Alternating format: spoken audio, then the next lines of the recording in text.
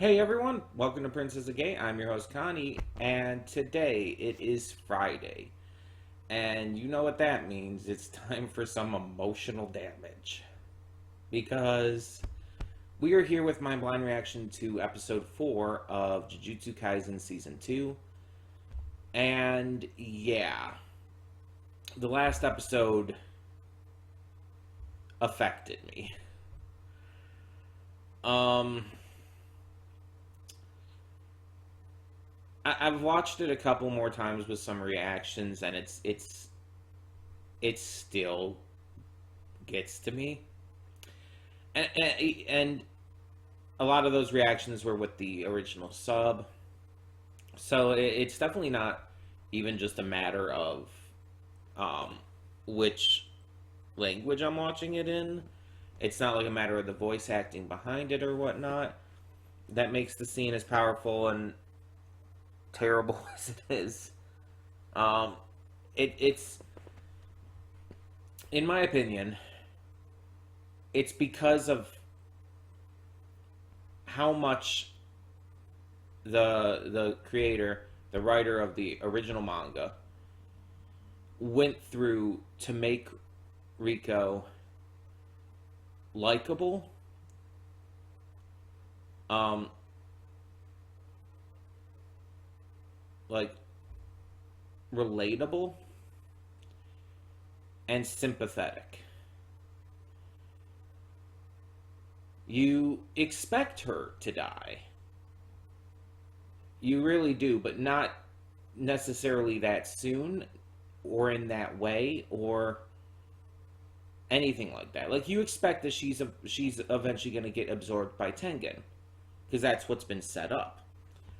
But even once that's all going last episode, you're starting to think like, okay, she's definitely still going to die, but maybe in a different way. Maybe she's not going to be absorbed by Tengen. Maybe she's going to die like within the next episode or the last episode of this arc, and it's going to set up for Gato's big change and everything, and well, Gojo's too, but and instead she ends up just dying right then and there, and it's like, I guess the best way to put it is I wasn't ready for it. And I think that's the point, of course. Like, you're expecting it to happen, just not yet. So the fact that it happens right then and there is, and especially the fact that it's so sudden, so intense, so shocking, it makes it almost at first hard to like even realize what happened. You're like feeling like Gato was in that moment. So, like you notice he's still smiling as she's going down until he like realizes what happened. It takes him a moment for it to click in his head because it was just that sudden. And it's kind of the same for us as the viewers. It takes a moment to click in our head exactly what happened there. And we could tell that it's got to be Toji. We can tell it's got to be him who did it. And it just makes us wonder, like, what's up with Gojo, and where is this going from here? But once that really hits, once we really like get over that initial just shock, it's really fucking depressing, man. Like, I was not kidding when I talked about last week with both this and Link Click nearly causing me to have an emotional breakdown. Like, I've talked about it before, but I probably partially due to my autism and stuff, I get very attached to characters very easily. And if something like this happens, it can cause me to break down. It can cause me extreme pain because of, again, that connection I do feel. I get extremely emotional as it is. Like, I am a very emotional person. So when it's about, when something happens like this with a character that I have grown to care for because the series has made me care for them, yeah, I'm going to not handle it well.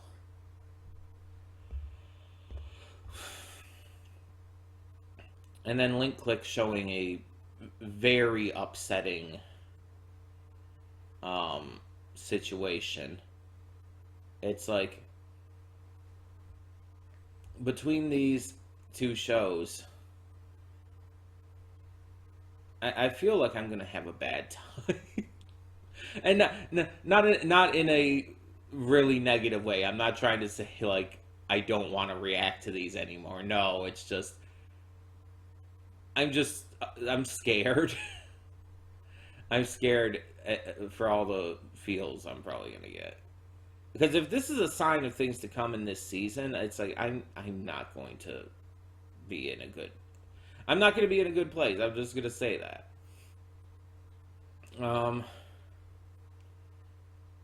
I have ways to help when I get to that point, though. So luckily, if I do get to a point where I'm just in a really bad place, I will have ways to get myself out of that.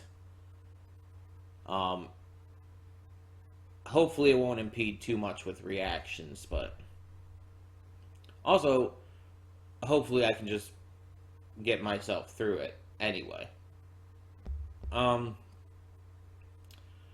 But after Rico died, obviously Toji came out and had the confrontation with Gato, and after he mentioned that he killed Gojo, Gato is obviously extremely upset because he seems to believe it, which means he knows that Gojo isn't invincible at the moment, at least. So he gets very angry, summons his spirits, and gets ready to prepare to try and kill Toji. Which is fair, I feel. Because not only did this innocent girl who he was trying to protect die right in front of him, be murdered right in front of him, right as she was about to accept his help and choose to live, but Gojo is his best friend in the world at this point. Even just the idea of Gojo being killed by this guy would obviously set Gato off. Like the way he says die at the end of the last episode to Toji before it cuts out, it's like there's an almost visceral anger to that. And it's good in both the sub and dub in that way, because you can feel the emotion, you can feel the pain, the sorrow, the anger. And so we know obviously Gojo's not dead, but from what we can tell at this point, Gato doesn't. At this point, I think Gato does believe it, unfortunately. Because he probably also believes that there's no way Toji would be here unless Gojo was dead, because Gojo wouldn't let him.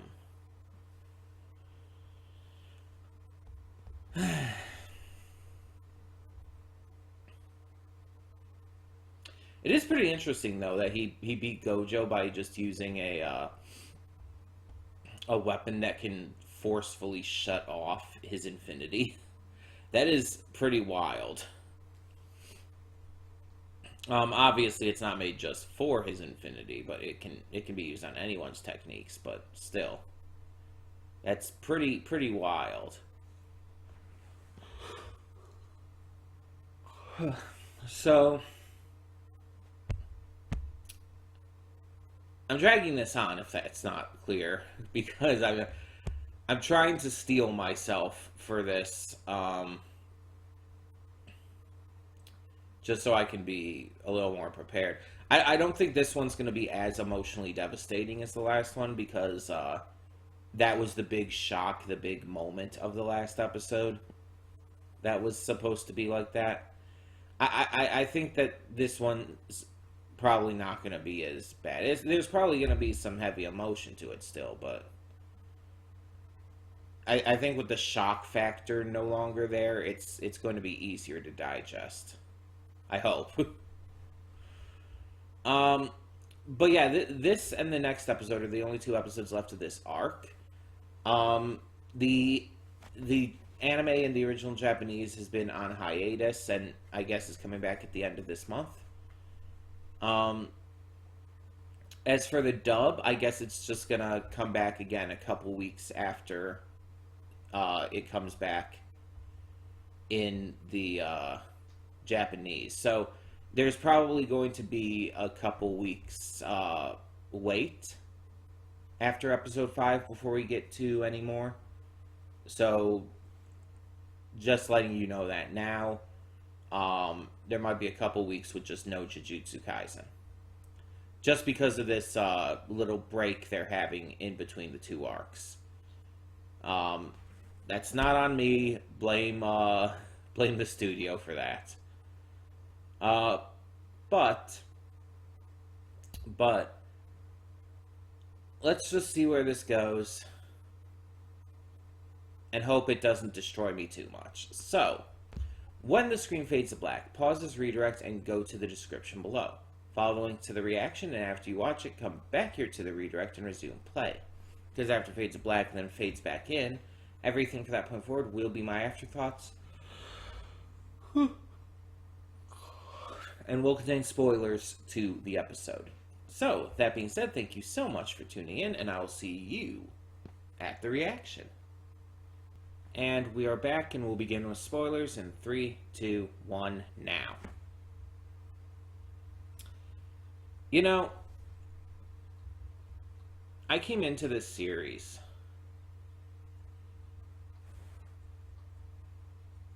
having a good time. Like, there's always been heavy shit in this. There's always been extremely frightening situations. Horrifying situations. Like when Jogo just incinerated that entire cafe of people. It's still one of the most fucked up scenes in anime for me. It bothers me on such a extremely visceral level. And then, of course, what Mahito does to Junpei can't be forgotten.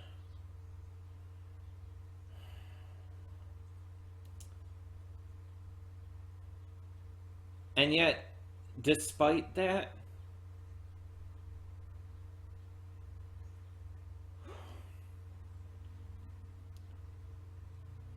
I don't think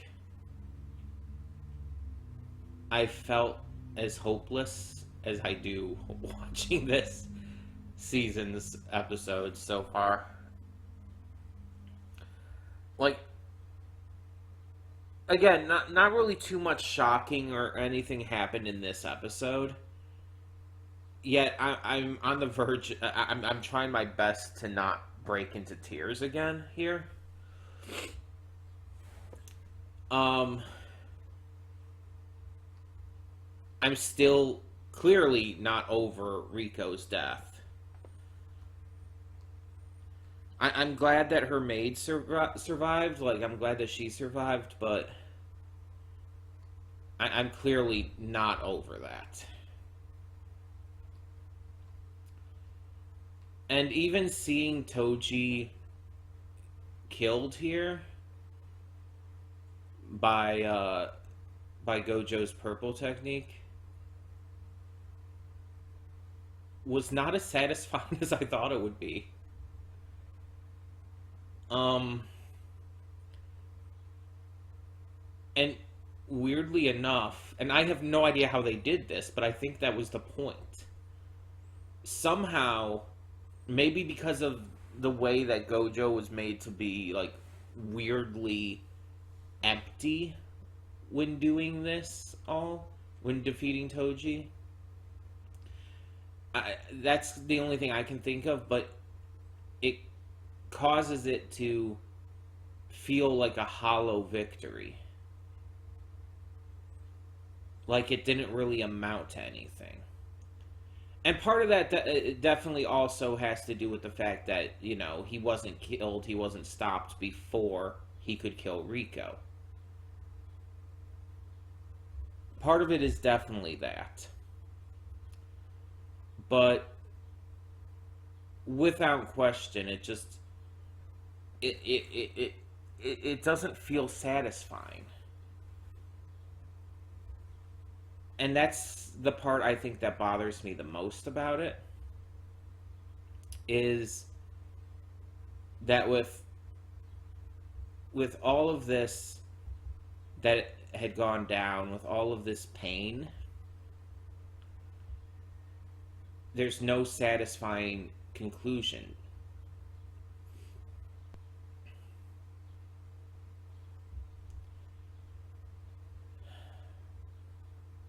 It doesn't give you that satisfaction.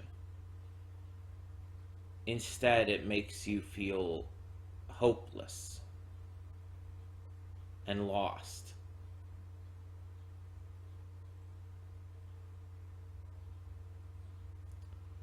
And the thing is, this is a prequel arc. This takes place in the past, so it's like we know kind of where this goes. And the fact that it still feels this hopeless is testament to how fucking good this arc is. Like, it's not even a. It's like, it's not even a Gojo thing. Like, obviously I love Gojo, but it's not even a thing about like, oh, he was cool in this episode or anything. Because no, it didn't actually feel like that at all. I wasn't excited over Gojo being back, because honestly, I knew he was going to be back. We, of course, knew he would. We have that information ahead of time. But it's like, I also wasn't excited because it's just the way it was handled, the way it was written, the way Gojo was in that moment just felt, well, like Toji was saying, off. It just felt wrong. It wasn't cool, it wasn't badass, it wasn't fun. It was empty.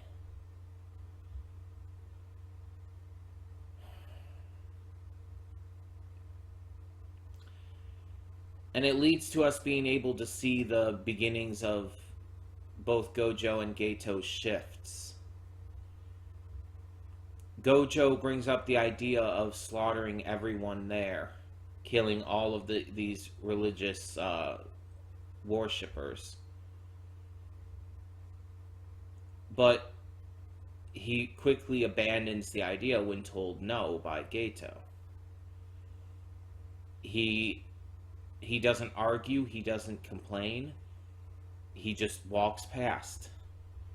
While Geito, you can see, is struggling with all of this. You can see that he is actively upset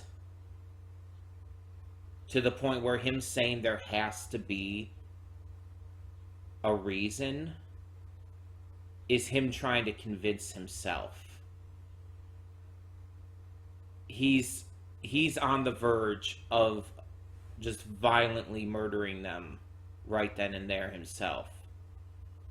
And I almost kind of think that that Gojo realized that, and that's why he asked. He felt Gato's murderous intent. And because of that, he asked Gato, do you want to slaughter everyone in here? And Gato's like, no. They're just worshippers. There has to be a line. There has to be. And it's like he's convincing himself. He's trying to tell himself this to try and stay on the right path, but we know where that goes. And we can also see in this, we can see why he's turned against humanity in the future. Because the Star Religious group are normal, everyday people. They're humans. They're not Jujutsu sorcerers in his eyes. And they, hired Toji to murder Rico. And it's obvious how badly that affected him. On top of that, you have Toji literally using the monkey line that we know Gato uses later on in JJK0. So it's very clear that this change is about to occur. That Gato is going to break and lose his heavily moralistic side, giving in to anger, pain, sorrow, fear, all these emotions.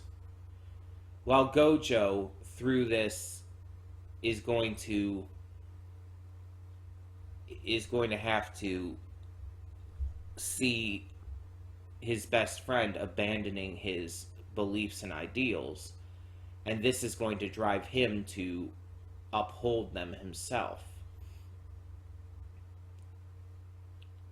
This is why they're going to change so much as they grow older.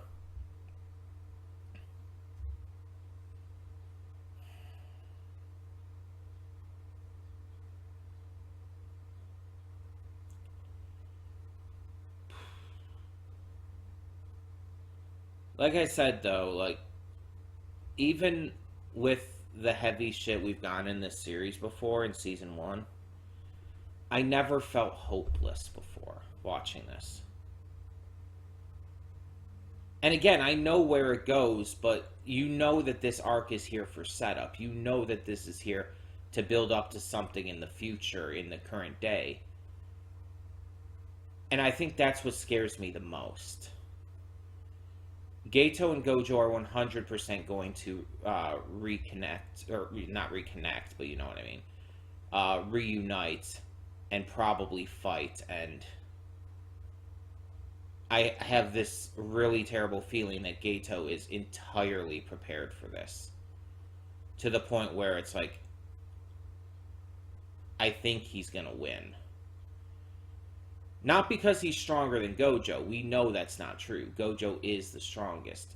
But I think Gato's going to win because of intelligence. As strong as Gojo is, I do believe Gato is smarter than him. And I think that's going to be how he wins. He's going to beat Gojo in terms of his intellect and his planning.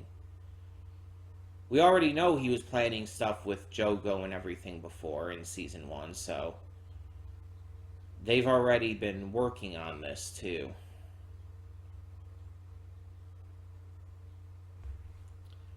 That's why I feel hopeless, because of what's to come. Even though I know where this story goes already, I don't know where it's going to go throughout the rest of this season and into the future.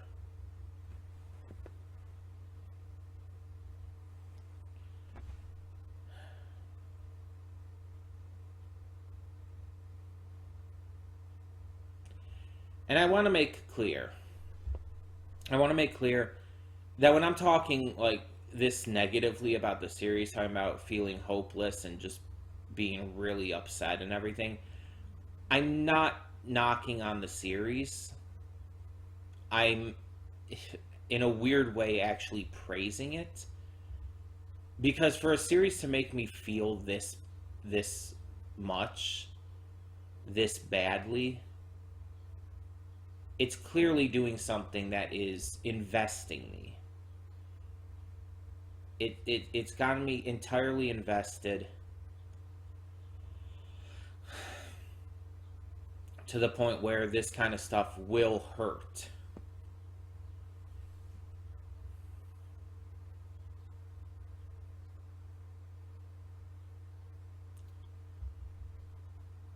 And even just certain imagery will cause me a lot of pain that I am, again, trying my best to not let out,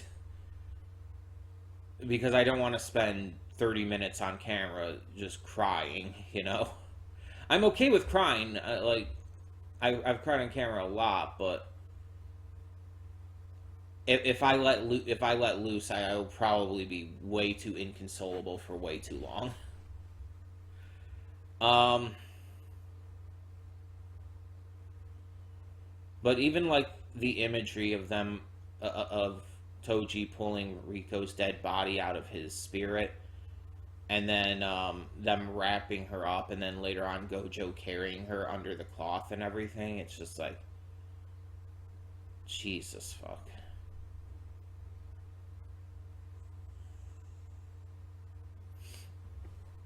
It's just it's not okay. It's not.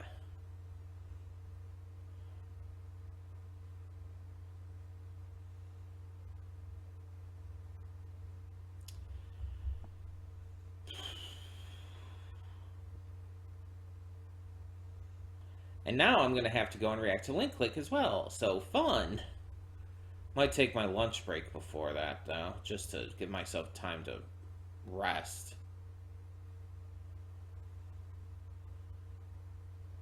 Because if Link Click continues with the shit we were seeing last week with that, it's like,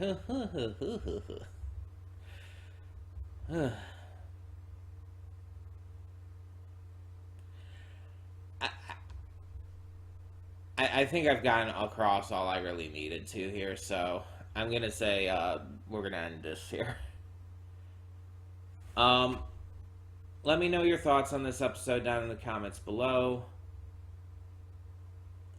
and thank you so much for tuning in. For now, I'm Connie. I'm signing off. See y'all next time.